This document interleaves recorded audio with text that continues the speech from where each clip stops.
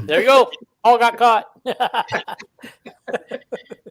Anyway, guys, we're live. We're here to discuss tonight Troy preview and anything else that comes up. We will pick our games at the end. We're gonna kind of cut this short. We're gonna get off before 8 o'clock, or was it 7 o'clock? Right?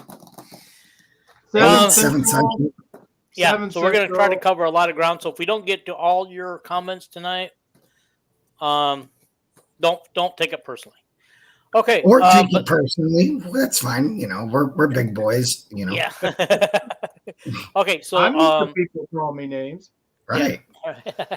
All right. So the big thing we want to oh, I forgot my drink. Anyway, I went out there to get a thing of water and I left it back there.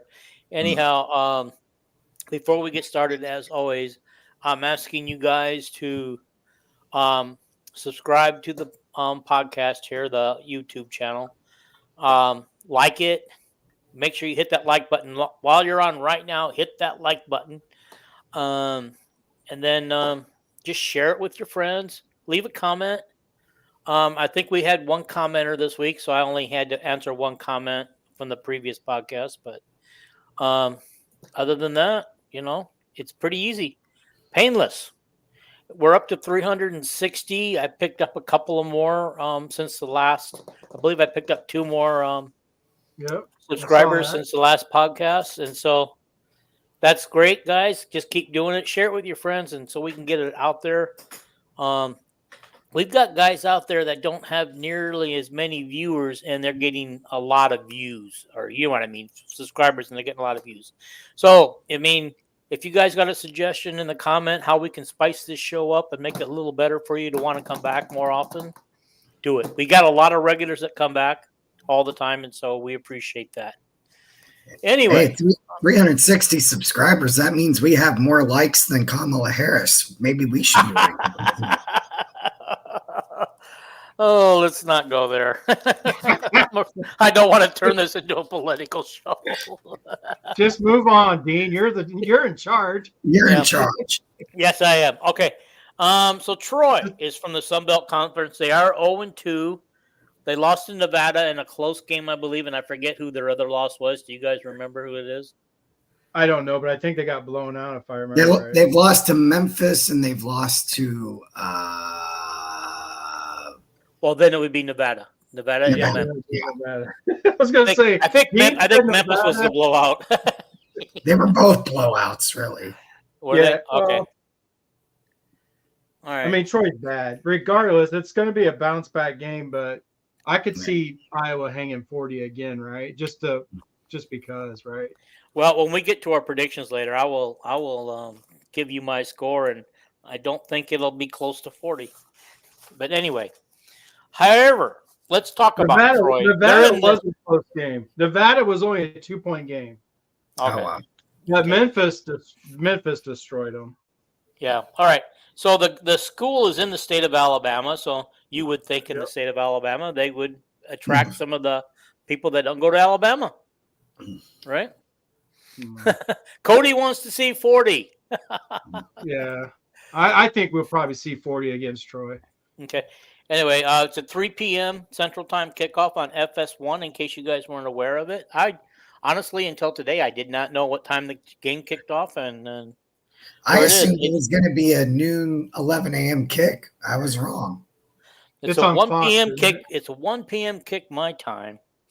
And that makes me mad because that's the same time as my grandson's soccer game. Oh. It means I have to take a phone and look up every now and then. Anyhow. Yeah, it's on Fox, right? It's on Fox 1. See, that's why that's why it's at 3, because they're not the big noon kickoff, obviously, right? Right. Yeah. It's going to be the 3 o'clock game. Oh, but they're not on Fox. They're on FS1. They still do but they still do the odd times. Like they start at noon and they start at 3. Right. It goes like that to where maybe is Indiana UCLA their big noon kickoff thing? Could be. I mean, it should be. I saw that it was listed at 9 a.m. my time. Because that's going to tell us a lot about Indiana. Oh, yes, it will. Okay. All right. So Troy averages 21.5 points a game. Their opponents average 33 points a game, and so bodes well for Hawkeyes to get 40 if we want it, because we're better than those other two teams, right? At least we think we are. KJ's going for 200. Okay, that'd be nice. They have total rushing yards in 2 games of 326 yards. Their opponents in 2 games have 443.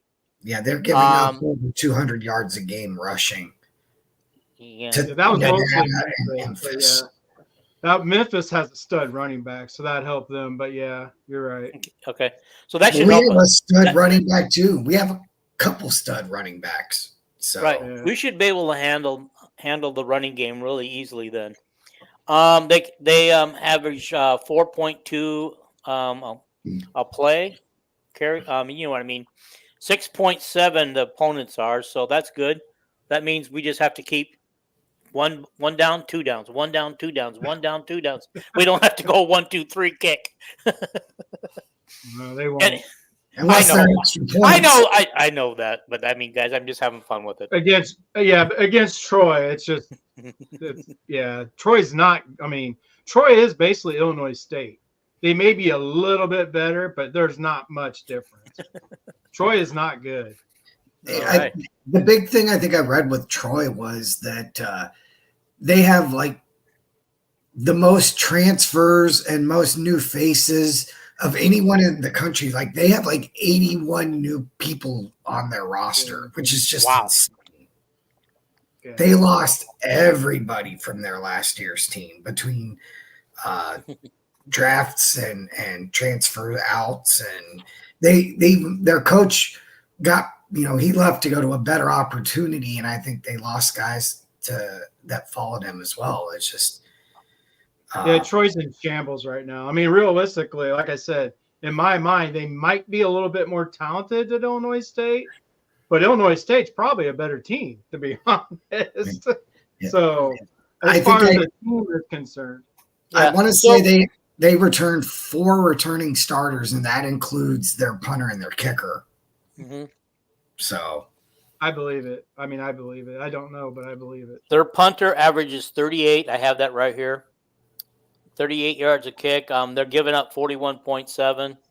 But, honestly, that just depends on the kicker. It doesn't really say anything about them giving that up.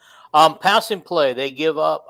They actually get 6.27 yards on a pass play, and 6.7 they give up on a pass play. Their total yardage is 175.5. No, I'm sorry, that's wrong. Yeah, that's right. Per game, and 170 they give up in total yardage per game. I don't understand that number seems low to me. They give up way more yardage than that. Yeah, I'm looking at something else.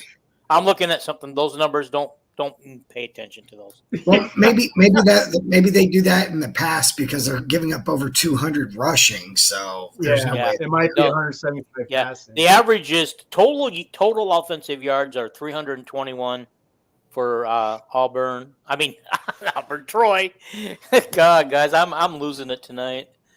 382 to the opponent. If Iowa doesn't have at least 400 or more yards against them, I would be disappointed.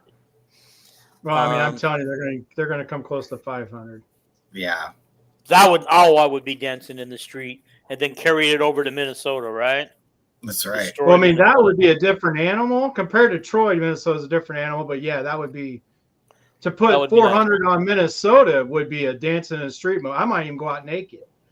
I'm going to go out and just shake my belly fatter. If we put 400 up on Minnesota, that would be a much better thing. Yeah. My fear is they have one more. That quarterback has one more week to figure things out up there, and he's just going to get better, I think.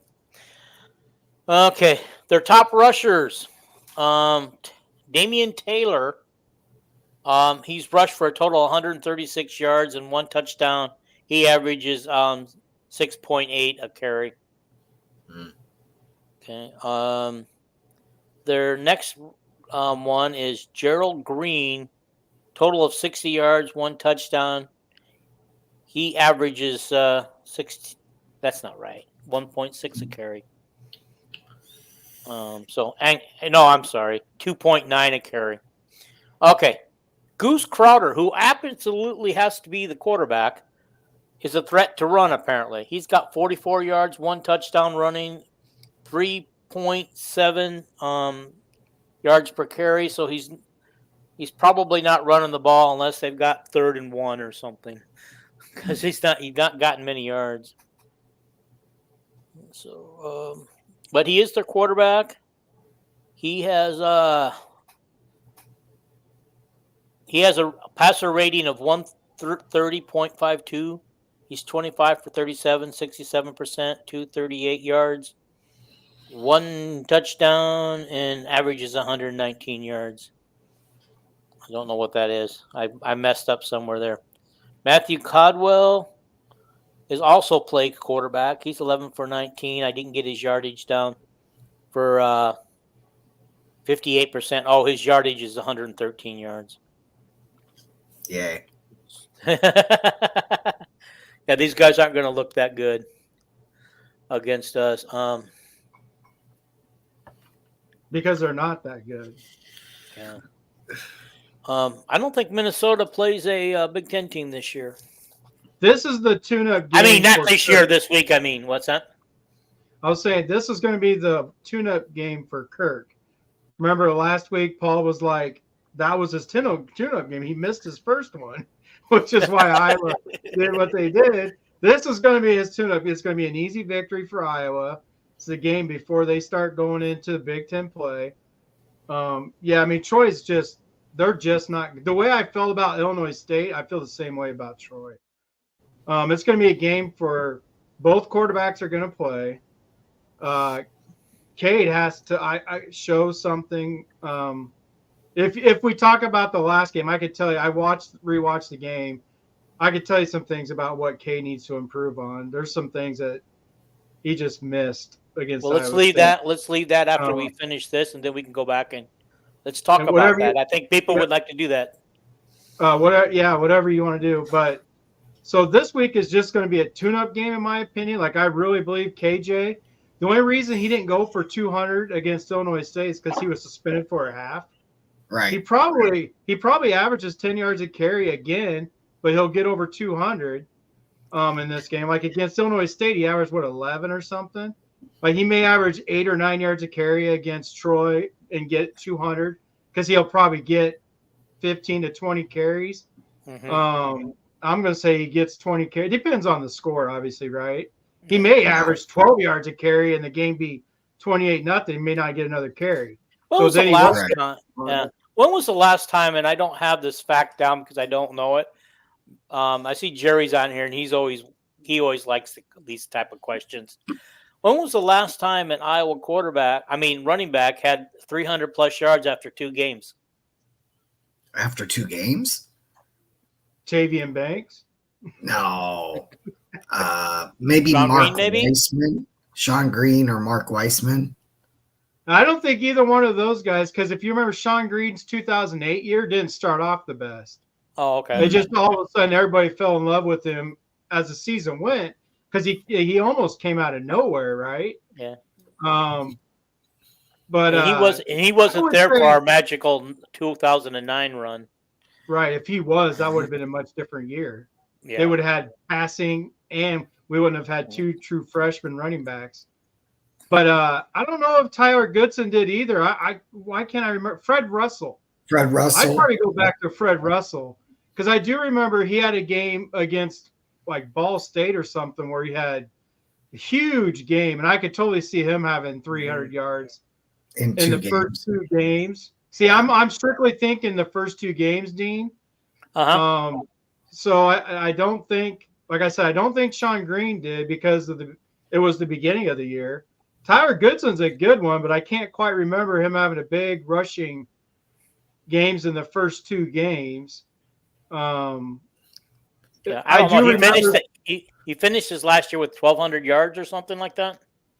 Right, but I don't know how he did in the beginning. Do you have the answer? I do not have, guys. I don't have the answer. This just came up on my head on the fly. If you guys out there who are watching the show want to look it up for me and tell us, this whole time I thought that would be fantastic. This whole time I thought it was a quiz question. So I'm like treating it like an SAT question, going through all the. I know it. I've been watching too many of Jerry's shows, but they usually have the answer before they ask it. When you take the SAT, when you get a question, you get these answers, and then you're like, well, okay, it's not that one. It's not that one. I remember this, right? That's how I was treating it. Could be Akram Wadley too. Akram Wadley, Tyler Goodson. I think they're both good candidates for that. I mean, it could be Wadley as well. I'm really not sure. Okay. Yeah, Tavian did. Tavian had 300 yards in one game. That's what it sent me right back to Tavian. He had 314 yards against, was it Iowa State or UNI in the first 2 games of the season in 97? Yeah. I know he got to 1,000 yards quicker than anybody. The Tulsa game. You're right, Jerry. You're right. That's what I like about Jerry. I forget which specific games go with, but Jerry, he seems to remember which games are which, and so does Calvin, by the way. Calvin's always got a good memory for that, too. More recent than Tavian could have been Liddell Betts. I mean, he was the only real offensive player we had in 99, 2000, so. Yeah. No, you're right. It could be Liddell Betts. I'm just going off of memory on games. Yeah. Like with what they're saying about Tavian Banks, he had 301 games. So that's right. I'm waiting for somebody to look it up. Calvin, use your research. Get us an answer. All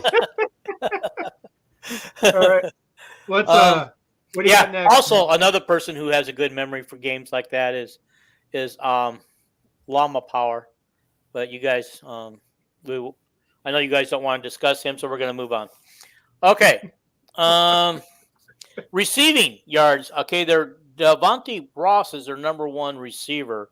He has 130 yards with a 13 average per catch and 1 touchdown, and he has 10 catches on the year. A guy by the name of Peyton Higgins is also their punt and kick returner, has 91 yards, and he has 11 catches on the year. And 8.27 per carry. And then the only other one I thought was worth mentioning was a guy by the name of Zariah Beeson. He has 71 yards, but he has a 12.8 average in six catches. So I don't know. Jared, good question. There we go. I think I have the answer to this. Okay, go for it. A cyclone hangover. That's what we have to worry about against Troy. Do we come out flat, run inspired? It's a trap game in the sense that, we're coming off the Iowa State game. We've got the Pig next week. We want to, are we peeking ahead to Floyd? That would be my concern or, worry. Mm-hmm. That would be the only concerns of there's zero X and O's concern. There's zero player to player concern. Like legit, Iowa could just destroy these guys like they did Illinois State. It would just be nice to not go into half 6-0 before you start playing like they did Illinois State, right? Come out and just score 14 points every quarter would just be nice until the fourth quarter, and then do what you do, whatever. Let everybody play in the fourth quarter. But other than that, the only issues really is the mental, what Jared just said. Yeah. The mental concerns are the only thing. Yeah. Do you guys feel like, going along with Jerry's question here, if Cade has a bad first half, does Kirk go to Sully? I know that Sully has become the automatic, he's backup quarterback, so now he's current favorite for everybody. Like last year, it was Markle or Levis. Was it Levis? Yeah. Yeah. And so, but going on that question, do you guys feel that after the interception, Cade was forcing too much, and the reason why his second half went just belly up, since it was like the third possession in the third quarter that he threw that?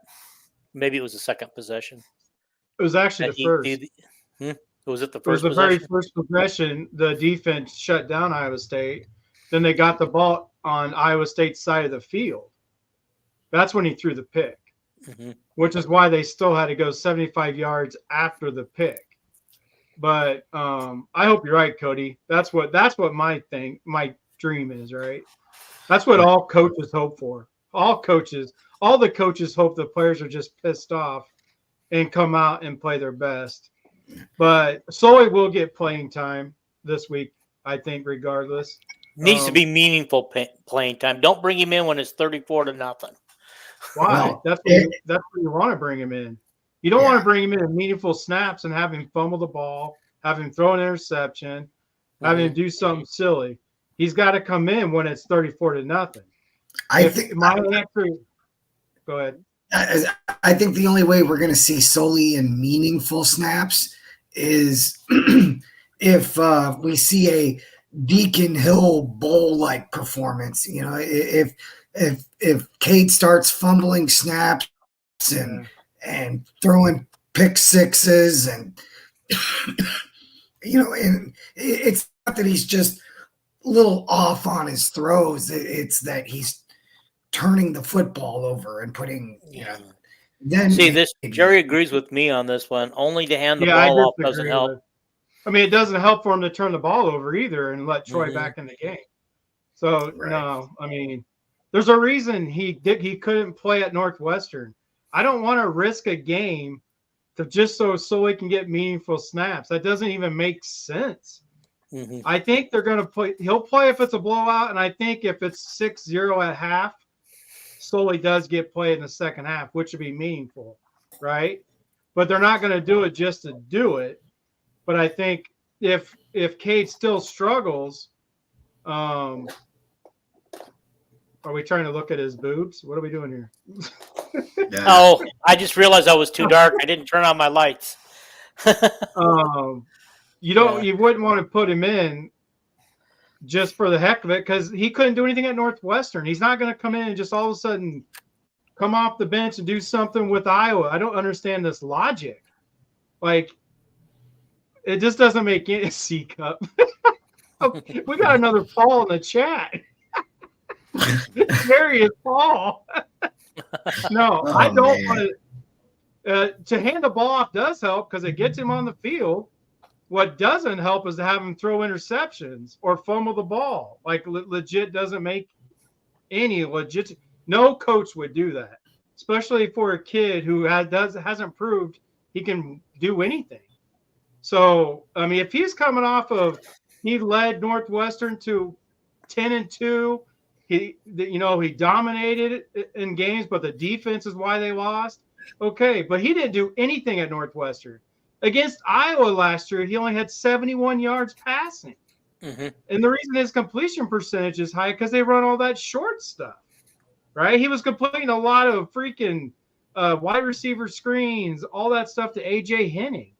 No, Sully, I don't want to see him on the field at all unless the game is 34-0. So anytime until the game is 34-0. Yeah. I just want to say something, talking on the mental and psychological stuff. Yeah. Chad Lysicle, when he did his write-up from the player interviews from yesterday or Tuesday? I'm lost with where I'm at in the week now. But on Tuesday, he said that the players said they're moving on, but he said he had the feeling that they really had not moved on yet, that they were still pretty upset over it. Well, they should be. They should be upset over the whole deal. And I could tell you some things that Cade should be upset about. I studied him in last game. And well, why don't you brought it up? Why don't we just take the time? Let's talk about Cade and what you saw that you think that he can do different. Well, when we were discussing during my live show during the game how Brown wasn't in the game, he actually played. He played the whole game, but he just didn't play a whole lot of snaps. Okay. So in the first half, there was a play. Gosh, I want to say it was a third down, but he had. Maybe he doesn't like Brown. Maybe there's something going on there. I don't know, but he had Brown wide open, on a skinny post. That was a touchdown, an easy touchdown, and he just didn't throw it. So he wasn't seeing it. And on running or passing the ball on second down doesn't work if you don't pick anything up on first down against Iowa State. If you guys don't know, they run that odd front. Paul and I talk about it all the time. And on second and, let's say, 10, well, let's go with that. They didn't get anything on first down. Second and 10, they legit dropped 8 guys in the coverage almost the whole time. And when you drop 8 guys in the coverage, if you don't see something right away, you're not going to get it. Because if you're rolling to the right, all the coverage is going to – it's called rolling coverage, right? They're going to roll over to wherever the quarterback is going. When they're dropping 8, they're dropping 8 in zone. They're not playing man. They don't have their backs turned. So they're legit. Basically, that's a shell. When people talk about Iowa playing a cover 2 shell and stuff, when they don't a lot, that's an actual shell defense. Whether it's cover 3, which is what they play a lot, but the defense is looking at Cade. So when Cade doesn't see it right away, when they drop 8, we were in trouble. I mean, and that's real life what Iowa State does to everybody. That's not just Cade. If you don't see it right away, even if you're scrambling, if you don't scramble to run, Cade could have picked up, probably 3 or 4 first downs with his legs if he would have just done it, right? And I'm not saying to take off and just run to run. I'm saying just when he was doing like his interception, the interception he threw in the first drive of the second half, he could have picked up a few yards just running it, diving forward, and then start over again, right? And then my second thing is, this is what he needs to work on, seeing it. And I don't know, it's with him and Brown, because I'm going to go to another Brown play. I think it was in the fourth quarter that would have ended the game. I'm thinking here. It was they were playing over the top of Brown, but the corner was chasing, and there was a spot. I don't know if you guys if you understand like cover 2. There's a little like between the corner and safety. I mean, it's just wide open in that area, right? Or down the middle of the field, and that's all the way across the field, up the seams. And over the top by corner routes. You guys know what corner routes are. Was wide open. Well, there's a play that you guys probably remember it where the safety got over the top and tipped it, where Brown was wide open. So he had 2 opportunities in my mind.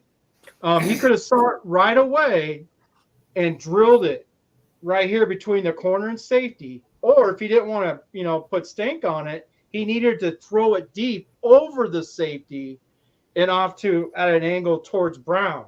Like he could have let him over his outside shoulder, and that would have been a wide open touchdown. Because if he does that, the safety isn't able to jump up and tip it.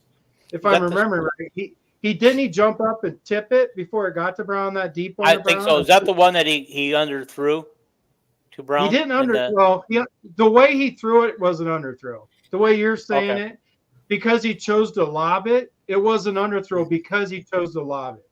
Okay. My point is he had a chance to drill it to him between the corner and safety, but he waited too long, and then he lobbed it, and he did underthrow the lob. Where if he would have just chucked it and let Brown go get it, it was a wide open touchdown. But he doesn't, because he drills it sometimes, Jerry. He shows that he has the cannon. The problem is he doesn't always use it.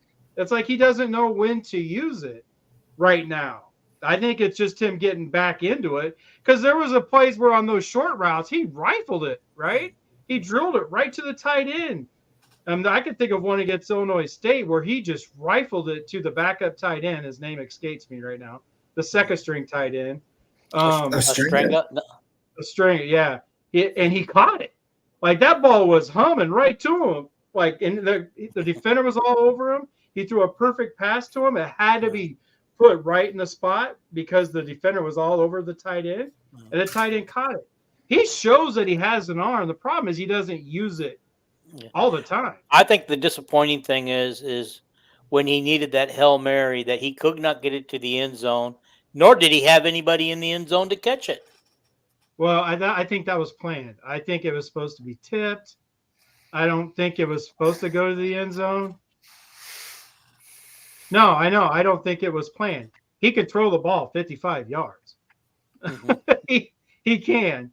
He didn't get a shoulder injury. He's always been able to chuck the ball over 55 yards. But I He think, threw they're saying that, he threw he's the coming damn off his thing. feet. If he's coming off his feet, he's not going to get 55 yards. Well, if he's backpedaling, no. Yeah. Very few quarterbacks can do that when they're backpedaling. Mm-hmm. But I think it was planned. He threw that damn thing straight up. I think it's how they practiced it. I think they're planning on tipping it. So, I mean, it just looked weird, the whole thing. Nobody went to the end zone. The ball was straight up. You don't have to throw it straight up on a Hail Mary. You got to put loft on it, right? Mm-hmm. But he threw that thing like it was a punt. I don't know. It was just weird. Like the whole deal on that. He lobbed it really high. So what you have to do on Hail Marys, but you don't have to throw the damn thing straight up for 30 yards downfield. So, I don't know. That whole ordeal. But he can throw the ball 55 yards. He could throw it over the top. He's just not doing it. Yeah. So, did you catch on your game live Saturday when we were in a break, when we knew we were going to get the ball back and the only one shot was to the end zone? Did you see my comment? I said, are we about to see all up too? You guys remember the first all up? Yeah, it's right behind me on the wall. Is it? Cool. Is that Warren Holloway? Is that what that's the Holloway play, yeah. I've never heard that term all up two before, but all up is just I called it two because it'd be the only second time I've ever seen Iowa do it. All up was the only time I heard that comment. They said it in the interviews afterwards if that was the name of the play. They called for an all up. Yeah. That went right over my head. Yeah. Jared would like to know what kind of stats would be reasonable for Cade against Troy. I would say the same type of stats that he got against Illinois State. My personal opinion. I think he needs to hit, but he needs to be better than 60%. I think he needs to be around 15 completions, 20 attempts, and 225 yards and 2 tutties. I mean, in my opinion, he has to see it. Like what Lester said after week 1, the reason they really were impressed with Cade in week 1, because even in the first half, he was throwing to the right guy, right? He was seeing it. They just weren't completing them, right? So in the second half, he saw it and he completed them. He completed 12 out of 13, right? Or 13 out of 14, whatever the heck it was. That's this week. What I'm looking for is for him to see it, because after watching tape, I wish I was in the quarterback room to hear what Lester says to him, because he wasn't seeing it, right? But I also don't know what his primary read is, right? I'm going off of what I see in the coverage. However, a quarterback can still, this is my primary, but if my primary's covered, right? That's is why I like the quarterback to get to the line of scrimmage with 15 seconds or more, because you could tell yourself, okay, this is where it's designed. But if that safety comes down and this safety goes back deep over the top, like if it's cover 3, I can hit Brown here on the skinny post right where the safety left his area. So like a quarterback's got to see everything before he even says hike. You get up to the line of scrimmage, and what Cade wasn't doing against Iowa State is he wasn't seeing it. And Iowa State is confusing defense. I mean, they confuse so many, they would confuse Oklahoma. Remember, Iowa would beat them every year, but Oklahoma would lose to Iowa State. And it's because Iowa State's defense, it is tough, right? Their 3-3-5 is tough, but you could still see it. But you have to see it right away. If you let the defense get to its spots after the snap, you're in trouble. So if you see it right as the defense moves, that's what I want to look for with Cade. I want him to see it again. Casey's going to be at the game Saturday. Yeah, you told me that, Casey. I remember. That's right. Casey, cheer hard for us. Yeah, have fun, buddy. That's right. Hit a tailgate. If Cade struggles, you'll see him in the second half. If not, he won't get any meaningful snaps. which I don't want to see him get meaningful snaps unless it's need be, unless they just want to try something and get a spark. He's going to play, I think, regardless.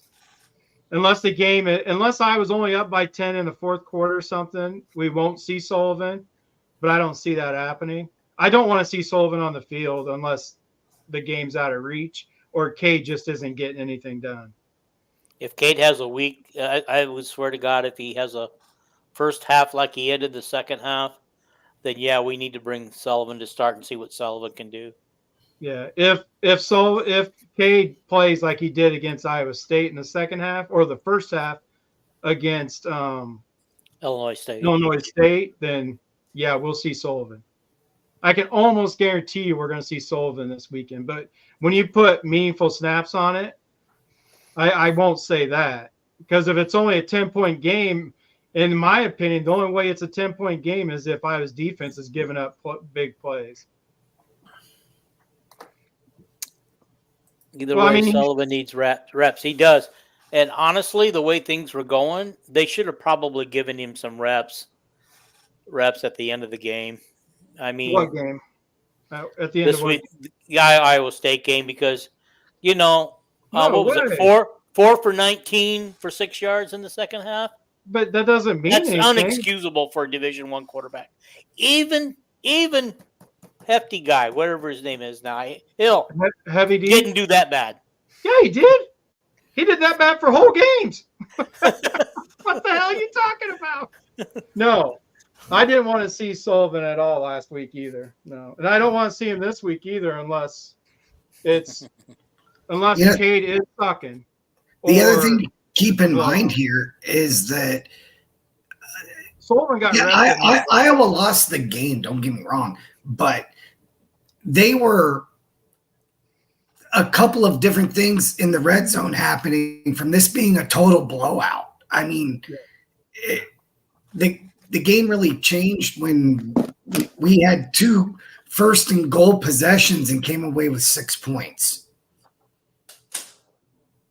and instead of 14. I mean, it really, if we were a little bit sharper, instead of a 13-0 halftime lead, it could have very easily been a 20 or 24 point halftime lead. Right. And then we're having a completely different conversation here. Yeah, no, I agree with you. But I'm all for bringing in Marco because we don't know who Marco is. We know who Sullivan is. I mean, but if you're Kirk and you're going into halftime with a 13-0 lead against Iowa State, and right now that it easily could have been 20 or 24-0. Yeah. You're not going into the locker room thinking short leash for Cade McNamara. No, I mean, I when they had first and goal from the 1.5 was a 2. Yeah. I wish Brian was there. That would have been 2 quarterback sneaks and touchdown, right. Or even 1 quarterback sneak. I mean, that's where I don't understand why. I mean, we got to go away from some things that is the Iowa way. Quarterback sneaks, that's what we do. We're power football to something that's not. We could do both. So we could still have Lester be the OC and still have that quarterback sneak. Yeah. Well, I keep hearing people saying that if we just done 3 quarterback sneaks in a row, we could have picked up 1 yard each time. The third time we would have scored the touchdown. I've heard a lot of people talking about that. Why we just didn't do that? I mean, we've done that in the past. Because your quarterback has 2 mechanical knees. It's Lester, though. Lester didn't do it, hasn't done quarterback sneaks anywhere he's been. What Lester has done is what Jerry just said, though. Lester loves the Wildcat. So then if you bring in Sullivan to run the Wildcat, then okay, I'm good. I just don't want him throwing the football. So if you bring in Sullivan to run the ball out of the Wildcat, because you can do that with Marco as well, then yeah, I mean Lester is a Wildcat coach. Okay. So why they didn't do the Wildcat is something. I think Iowa State would have been prepared for the Wildcat, because if you look at Lester's history, he loves to have a quarterback package, which is what we heard coming in, right? Yeah. I think it's Kirk shutting down that second quarterback package, in my opinion. So I'm not saying any source has told me. Yeah. So you say that Lester has never done a quarterback sneak where he's been. Then why did he do it in the game that he literally needed a skinny wide receiver to help push him over the line? Yeah. Well, I mean, that was it, though. That was for a fourth down. He never done it to get in the end zone on first down before. Oh, okay. All right. You're talking different. Okay. That's a completely different situation. Yeah, when it was like 4th and 1 or whatever the hell it was. But I'm talking about first and goal from he has his plays he runs. Mm-hmm. And the quarterback run out of Wildcat is one of them, not the quarterback sneak. But I think Kirk is shutting down that quarterback package just because that's what Lester loves. I mean, I can go back through and show you all. Oh, actually, I think I did. When we did that Lester video, I showed you the quarterback package that he has. Do you guys remember? I think it was like the first or second year we had Tyler Goodson. Brian went to that Wildcat a lot. We nicknamed it the Wild Hawk here on the podcast. Yeah. You know? But they didn't run it very well because my guess is Brian doesn't know much about it. Mm-hmm. If you remember, it didn't work a whole lot. It got him positive yardage 90% of the time. That's all they needed. Rumor has it that was how was it Cooper DeJean hurt his foot running that in practice? Yeah. Oh yeah, you're right. That's how Cooper got hurt. The quarterback package. You know what? Maybe that's why Kirk says nah. Right. He saw Cooper. It was exactly right. In practice, Cooper was playing quarterback. They were working on that exact thing when Cooper went down. So I like Jerry's answer. More like the wild kitten. I mean, I wouldn't do any of that with Cade at quarterback. You can bring in Sullivan for all that. My concern with Sullivan is throwing the football. That's my whole. I mean, I studied him at Northwestern. I watched what he. I mean, there's a reason why they would not play him at Northwestern, except for when the quarterbacks got hurt. Basically, all he did was switch teams. Mm-hmm. He's the backup, just like he was at Northwestern. He didn't do anything at Northwestern when he went in. So, I mean, in his career at Northwestern, in 2 years of playing, he had 10 touchdowns and 5 picks, right?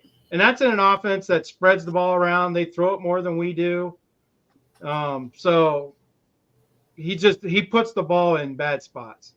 Well, wait a minute. We don't know if that's what the new guy's offense is, do we? Does he still throw the ball all over the place like Fitzgerald used to? Well, they still run the spread, but they have a running quarterback now. They have a really good running quarterback now. So you're saying that Northwestern's not a gimme game this year? Well, I mean, if our defense can shut anybody down, I think it's going to be just like last year's Northwestern game, unless the offense can, do something. Northwestern is still a defensive team, just like Iowa. Mm-hmm. So it's still going to be a good game unless our offense takes off and does what it's capable of doing. Yeah. Well, I like what Jerry had to say here. Add the running element with solely Mike, pay dividends on late game short yardage situations. It might have been. Just thinking when we were trying to get that last first down that we needed to win the game, we needed just one more first down. How many yards did we need on that last? No, I mean, I agree with that. Yeah. I mean, I agree. Like I said, like what Paul just said, I think Kirk's shutting down the quarterback package for the reason of injury, right? Mm-hmm. He did see Cooper go down. I 100% agree with what Sullivan could do in the running game, 100%. But yeah, there's a 3rd and 8. It was 3rd and 8 according to Jerry. Now on something like that, I saw something. I think it was against Illinois State. We did something that similar to what we used to call the swinging gate. I think it was called the swinging gate with the tight end. And that usually leaves the person wide open at the 8-yard line. I mean, you run him out to the right behind the line, defensive line. You give him the ball, and he comes out and sweeps and goes toward the marker, and he gets out free in the middle of the field. Sometimes it can, if somebody's caught sleeping, you can score a touchdown. Sometimes you get the yardage you need, though. But I think I can't remember if it was called the swinging gate or something else. It was back in the days when Dallas Clark was playing. Can I answer Hank's question? Yeah, I'm sorry. I meant to click it on, and I hit the one below it. Well, no, I got both of them. Okay, all right. It's mental. And I said this live, Hank, during the game, but if you go back and watch the big play that X gave up, he was flat-footed, which is something you never see.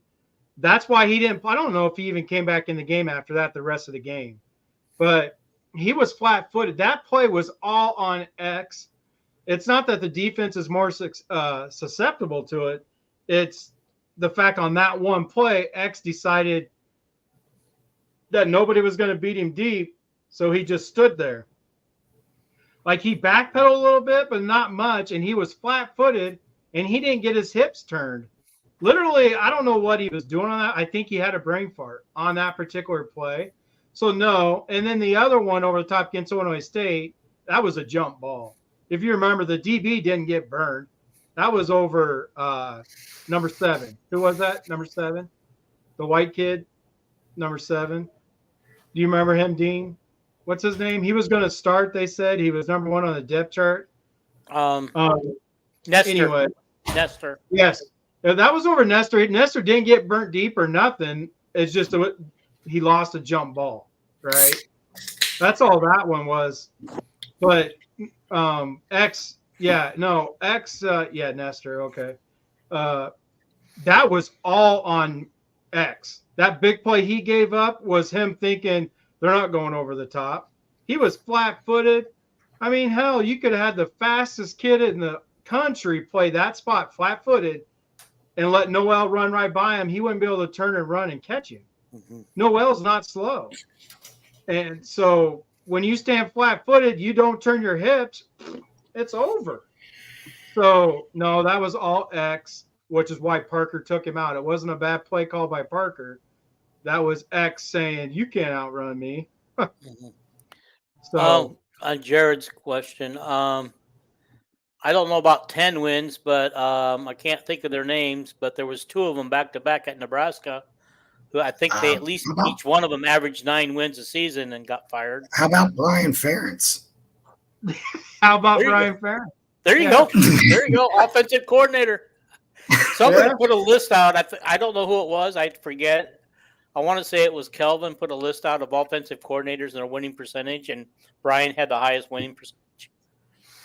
Well, he did. He called games to win games. So, but it was Bo Pelini's the only one that I know who actually got fired for averaging 9 wins a season.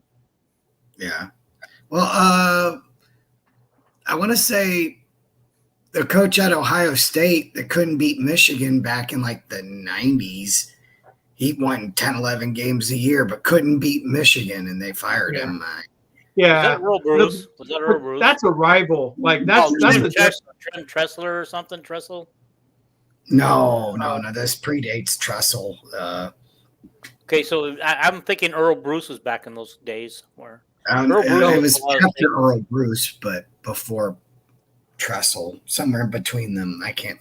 John something. His name was John something. John. Jim Tressel. Hank throws up the Wisconsin coach. We forget about him losing his job. Oh, yeah. Hank, that's right. All he did was win. You're right. John Tugel. Thank you, Jerry. Hank, yeah. But Higgins, Jerry, I saw that. Higgins did accept responsibility, but Higgins is all the way up at the line of scrimmage. Regardless, X had the deep, right? There's zero excuse. X just said, oh, Higgins missed the jam, but guess what? I still have 20 yards before he gets to me. That play, I mean, yeah, but also Higgins is a team guy, right? He's a team kid. Higgins is such a good kid. I pray that he gets on the team at the next level. Higgins, he's just such a good. Yes. Yes.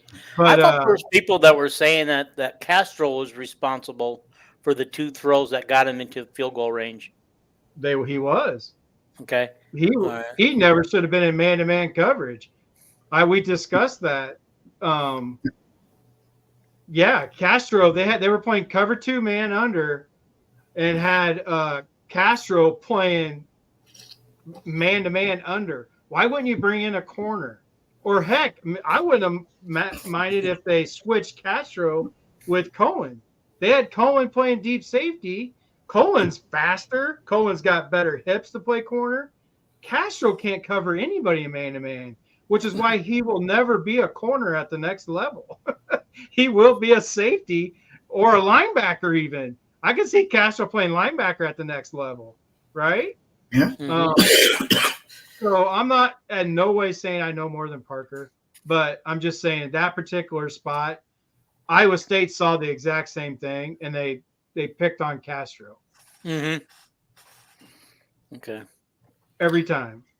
It's about time for us to get into our picks here, I think. We better do that, yeah.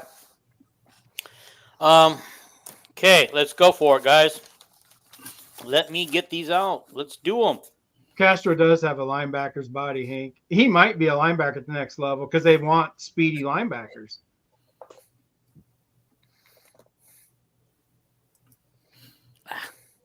Yeah, I'm with Jerry. No field goals. If you have no shot at making it, then there's no reason to even try. Castro has a line. Okay. All right, Arizona at K-State. I took Kansas State, guys. Big 12 matchup. Both teams, I believe, are ranked. What's our record? Dean, what's our records real quick before Paul answers? I don't have you the said record you here. Oh, you said you're going to add them up for this show, but that's fine. We'll just go through it. Oh, I didn't do that? Okay, here.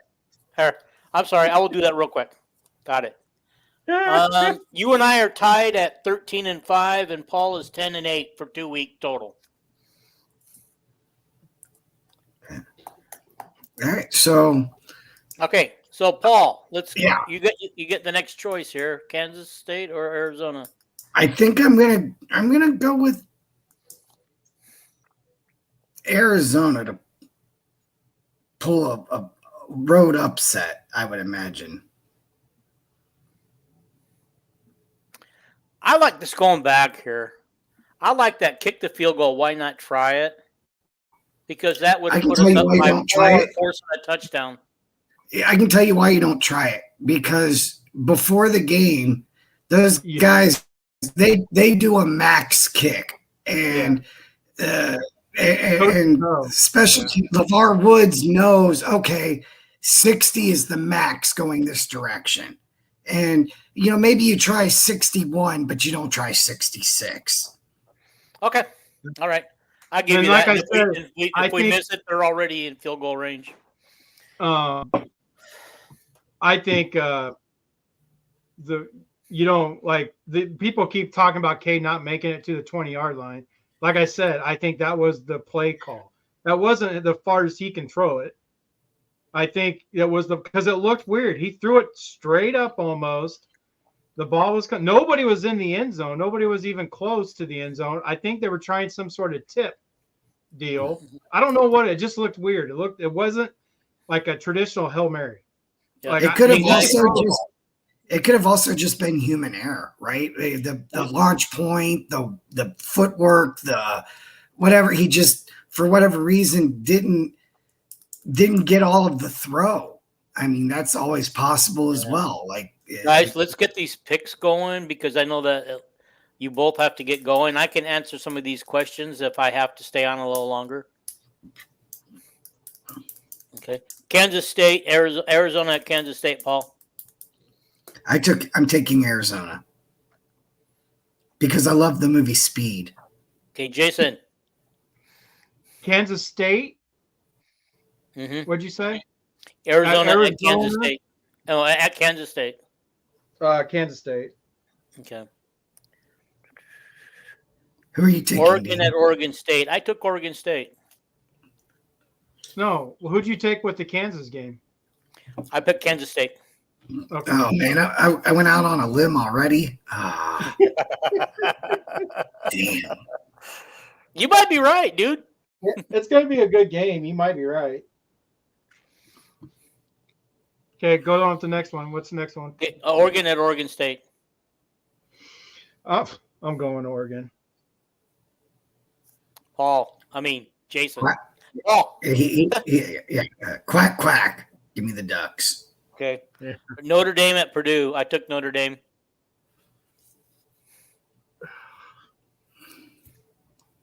I'm going to go with Notre Dame as well, even though I don't like what's going on. I don't know what's going on with Riley. They have a great quarterback, but they don't know how to use them. I can go into a big thing about Notre Dame, but I'm going to go with Notre Dame. Well, you know what? I'm a few games behind. Here's an opportunity to catch up. I'll take Ross-Ade Stadium and the Purdue Boilermakers. I mean, Jerry's right. Yeah. Purdue's underrated, Paul. You may be on a limb. Like, you may just gain 2 picks. Yeah, you may have. Okay. You and I at Nebraska. I took Nebraska. Nebraska. What are we doing? What are we doing? Yeah. Paul, I'm sure that's the same, right? Or are you going to go on a limb?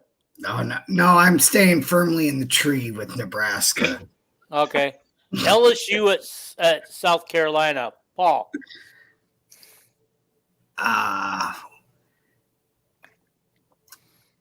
I'll take LSU, but I'm not overly confident with the pick. I don't know how good South Carolina is or how bad they are, but their home field advantage is a lot like Kinnick.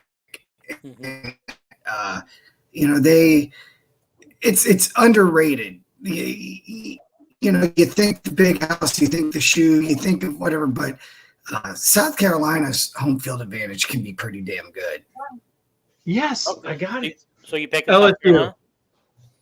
I'm going to go with LSU. No, I'm still taking LSU, but okay. Closer Now's a than- chance if you want to change our Notre Dame picks, Jason, because it just got word here that the If Notre Riley's Dame out, quarterback I'm is going injured. Purdue. Okay, I'm I'm going Purdue. with Purdue as well. If Riley's out, I'm going with Purdue. That explains a lot. I didn't know Riley Well, was out. You know what? If we Okay. can change our picks, I'm taking Iowa State to beat Iowa. Too late. Dang it. Okay. We got to go through these last 3 real quickly. Boston Yeah. College at Mizzou. I took Missouri. Who? Boston College at Missouri. They're I'm going. both rated. Yeah, I'm going to go with Missouri. Yeah, I was impressed with Boston College when they played Florida State. I know Florida State's not that good, but I like what was the coach there from Penn State. I'm going to. We got 2 more picks. All right, let's get these picks for Jason so his wife can get her job done. I'm gonna go out on a limb here and take Boston College. Okay. Indiana at UCLA. I took Indiana, and I also took Missouri. Indiana.